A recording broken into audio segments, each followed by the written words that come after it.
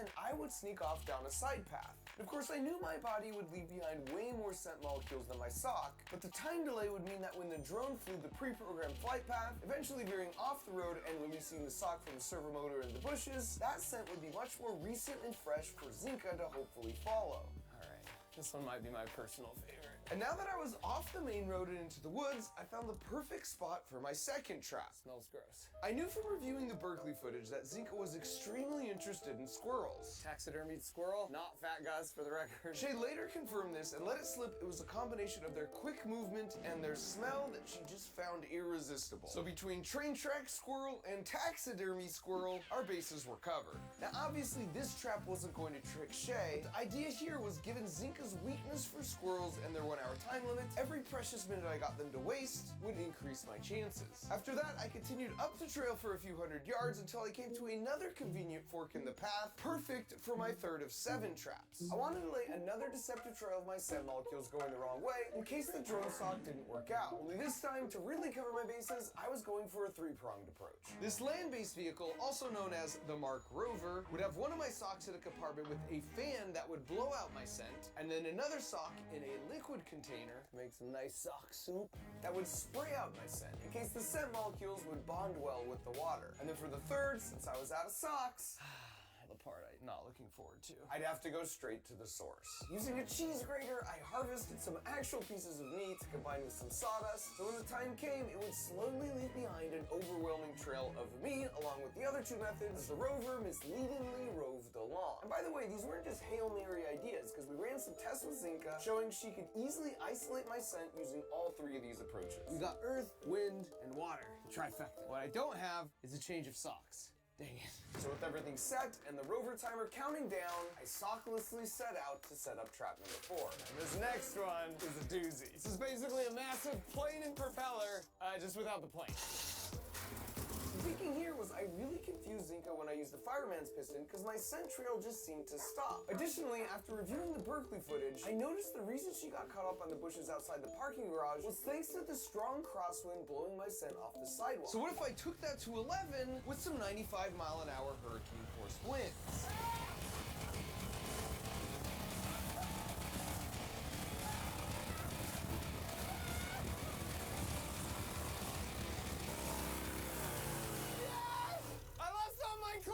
But I also lost a lot of skin cells, hopefully. Good luck with that, Shay. And since Zinka would definitely be wanting to follow my scent off the road in the direction of the wind, I picked a random spot to sneak off in the other direction on a trail leading straight to the heart of the redwood forest. And there was a stream running alongside the trail, so I took the opportunity to test the idea that dogs can't track you if you're stepping in water that's sweeping the scent away. Which was super awesome when you're already hiking without socks.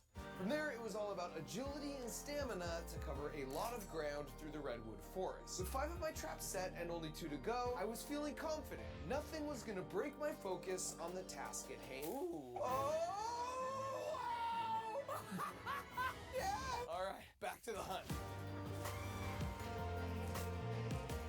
I can't pretend I'm in shape anymore. Which was good timing, because having exited the forest, it was time for my 6th and possibly strongest trap of them all. I've got some big plans for this meadow right here. I'm gonna put a bunch of my scent in this clearing. The idea is to overwhelm this area with my smell. And believe me when I say, at this point, I don't smell that great. The genesis for this idea came from seeing how Zinka got tripped up at the bench where I spent a long time waiting, because there was just a ton of my scent molecules lingering around versus the relatively small amount of scent molecules for my single exit trail. And for part 2, to further obscure my path, I had a special surprise.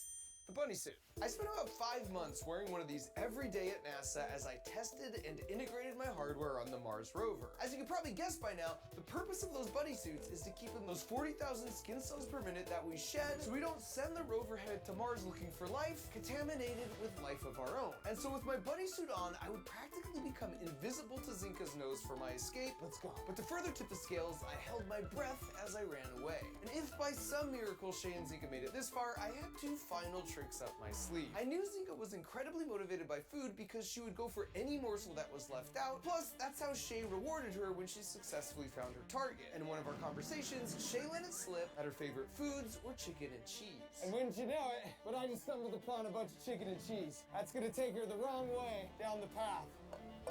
Oh yeah, that's a good meal. And then if somehow she tracks me all the way up here, I'm walking right in front of these mini fans. So all my scent goes out into the valley. And this is where I will sit, monitor all the proceedings. All right, team, I am in position. If she's ready to go, we can start the timer. Need to go. Okay, clock starts now. She has an hour to get through all my traps. I just have to sit here and wait. Not long before they started, my drone had taken off right on schedule and dropped the payload on an unsuspecting bush. And exactly as I'd hoped, Zinka got to the fork in the road and you can see her trying to work things out as she starts heading right towards the sock bush. But then you can almost see the moment when she realized that it wouldn't be a typical search. All right, Mark. The drone sock didn't work. She went right by. Oh no. There was no doubt at this point I was dealing with a true professional, but I was confident that with the right distraction, I could throw off her game and waste a considerable amount of their valuable time. Whoop. She loves the squirrel. Of course she does. What's not to love? Did it throw her off? It did. She's got her back on track.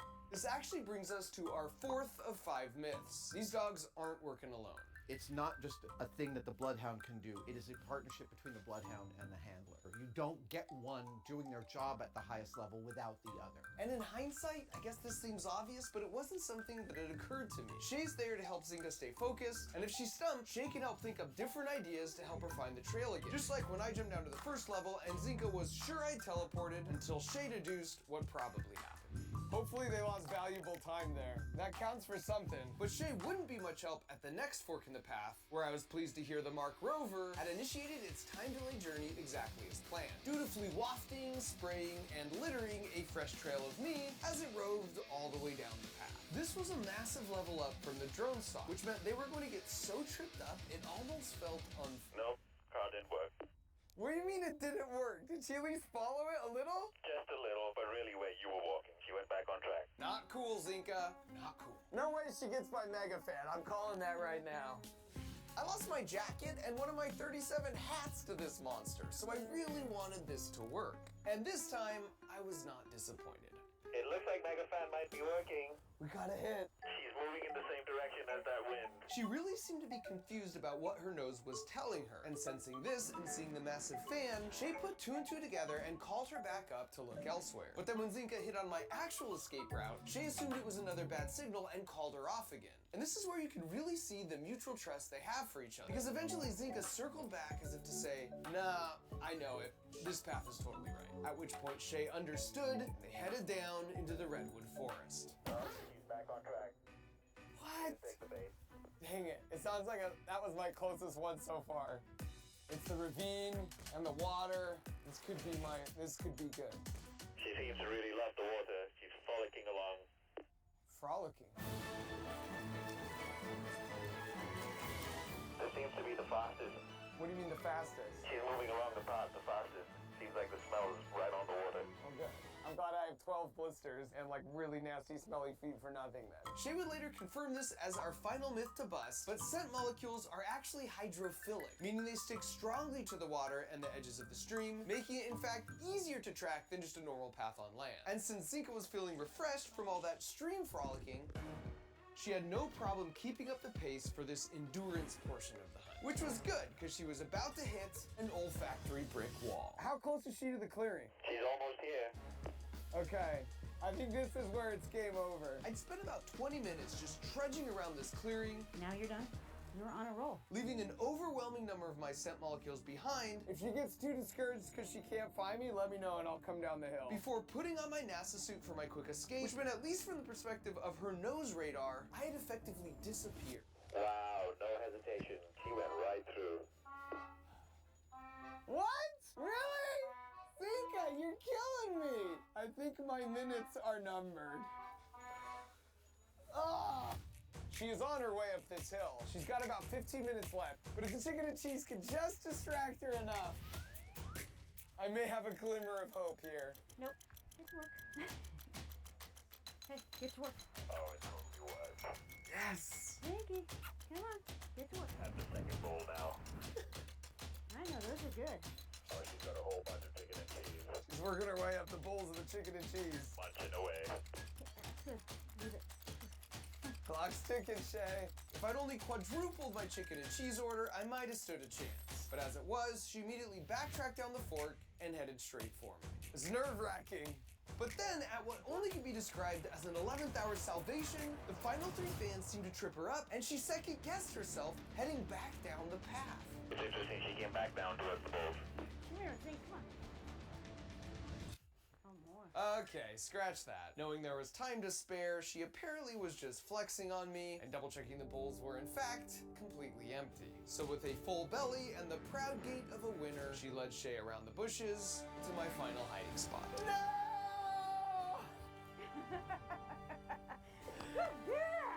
No! Bad girl! That is like indistinguishable from magic. And as I sulked in my loss, with all of us overlooking the valley, I asked Shay why she's been volunteering around 20 hours a week for over 30 years working with search and rescue dogs. And hopefully bring a good conclusion to a very stressful time for a family. And so for the hopes of many more future families to come, I suppose my loss really seems like the best possible outcome. The best mammal won.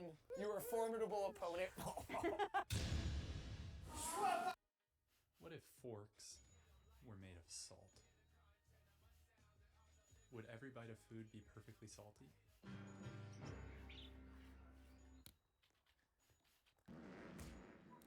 Let's take a look at our stakeholder requirements. Number 1, it must look like your everyday fork. And number 2, it must be capable of stabbing and lifting a piece of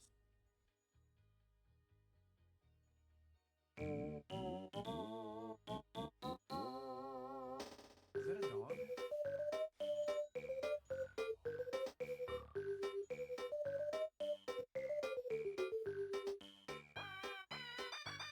Thank you for the nightmares tonight. I appreciate it. You laugh, you lose, come on, grab your friends, let's watch some YouTube videos with Jake the dog and Jimmy the human. The memes will never end as you laugh, you lose. What is going on, my dudes? Welcome back to If I Laugh, the video ends. Where, if I laugh, the video will end. Please, guys, subscribe to the channel right now. I'm trying to see something. I'm trying to see just how many people will subscribe to the channel right now. Do it if you're not subscribed so you don't miss any further uploads. And let's get into the memes. Let's go. Right now, starting now, no laughing. Let's begin. Everyone keeps telling me how my story is supposed to go. I just watched this last night. Nah, I'm gonna do my own thing. I did not watch that last night. What do you mean the government's corrupt? Looks fine to me. Oh! Dude, corruption music goes so hard. Actually, almost every single Terraria song goes so hard.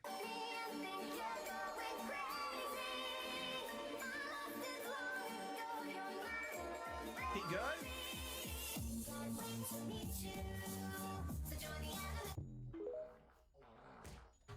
Dude, if my doctor started doing that, I would leave immediately. I would head home and say, hey, whatever ailment I got going on, I'm just gonna have to deal with it because hell nah, what is this guy doing? Honestly, I don't care how sick I was.